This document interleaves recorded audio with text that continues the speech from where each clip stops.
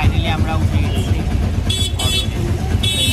যাবো হাবড়া। এখনো লোকটা বেশি কম করে নিয়েছি। এ বলিস না এইসব কথা, অশুভ কথা।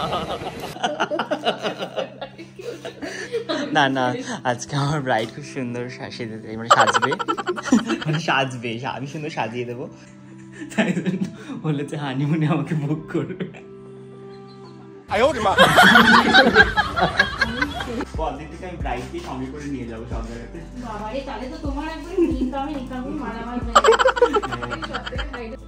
খুবই মিষ্টি। ওটা তো তুমি বললে ব্রাইডের বক্তব্য, ব্রাইডকে নাকি কাকের মতো দেখতে আমি ময়ূর বানিয়ে দিয়েছি। তোমাকে নিয়ে এসেছি অত্যাচার করার জন্য। আমি মাস্কারা পরবো না, ওই জন্য চোখটা এরকম খেপাদের মতো লাগছে।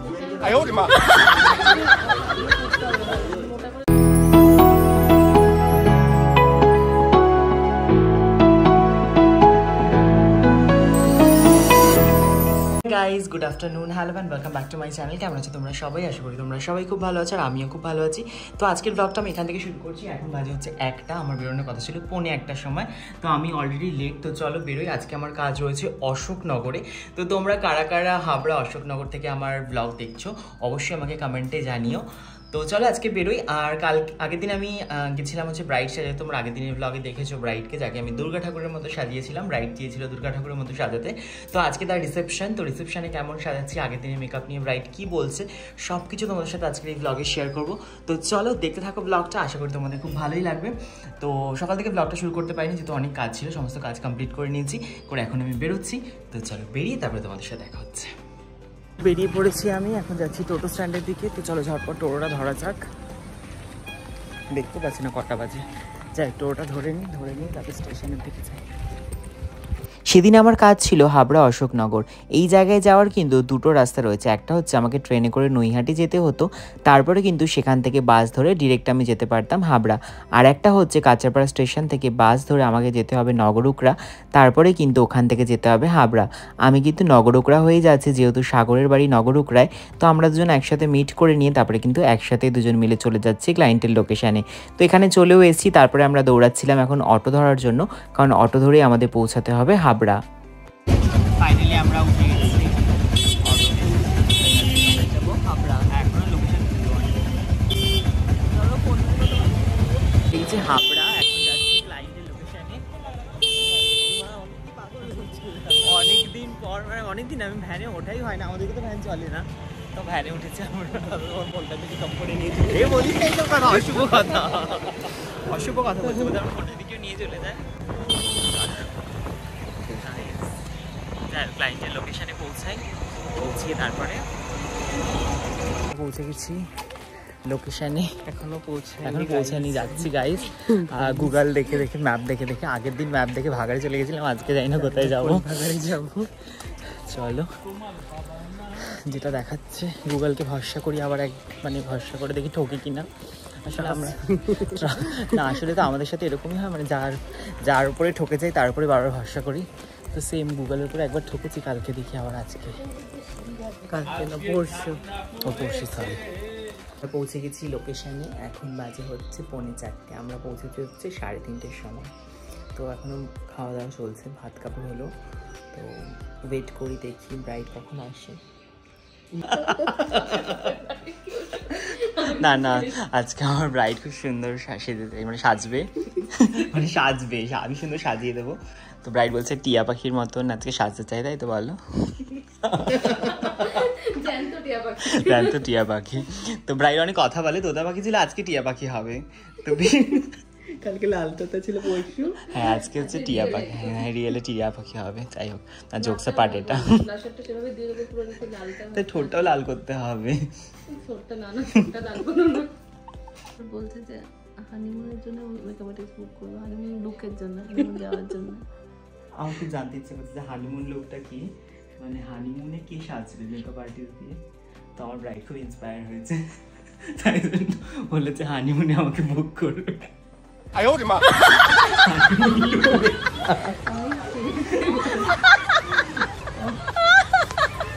নতুনত্ব হানিমুন, হ্যাঁ ব্যাপারটা সত্যি ইউনিক।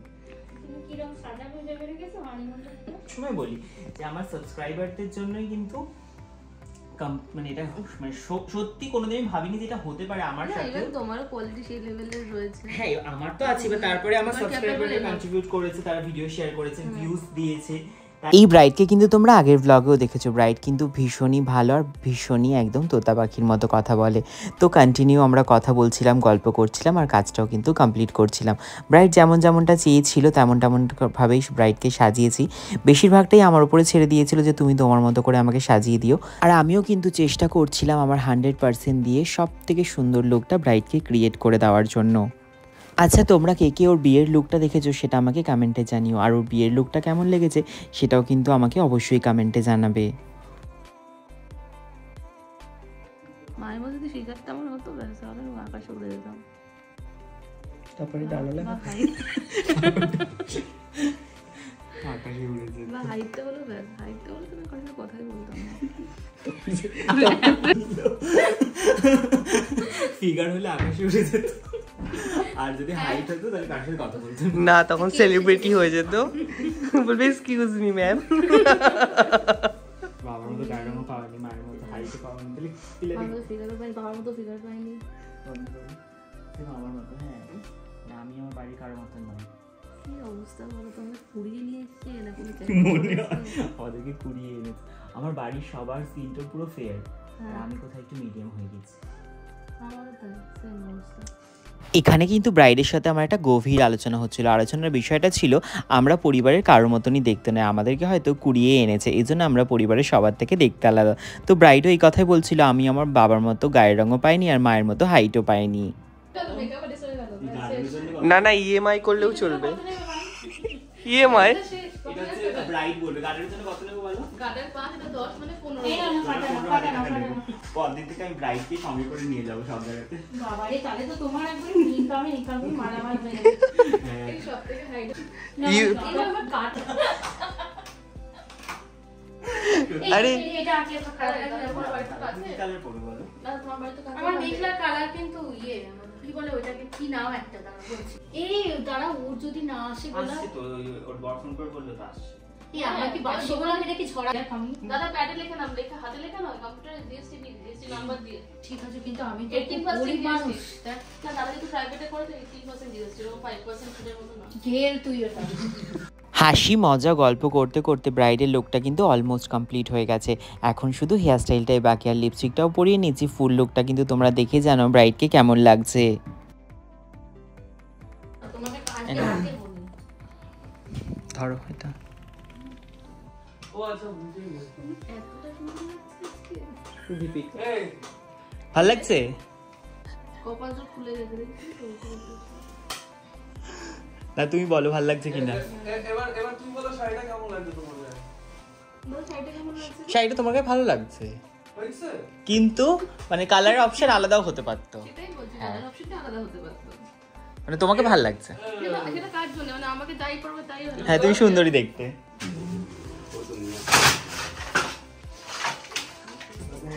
আমার ব্রাইড হচ্ছে অঞ্জলি জুয়েলার্সের অ্যাড দিচ্ছে। অঞ্জলির গয়নায় সাজাবো সাজাবো। আমাদের ব্রাইড রেডি হয়ে গেছে, খুবই মিষ্টি।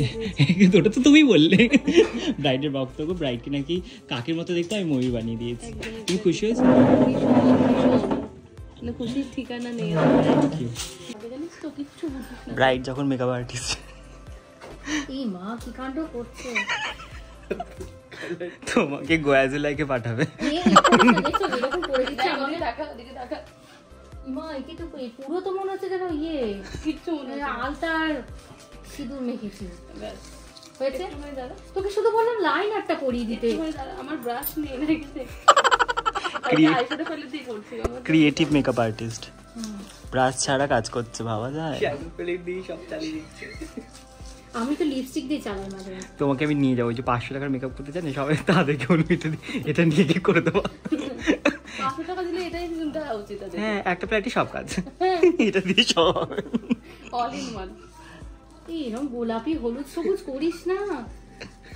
সবুজ কোথা দিয়ে দেবে বলো? মেকআপটা পুরো অক্সিডাইজ হয়ে গেছে।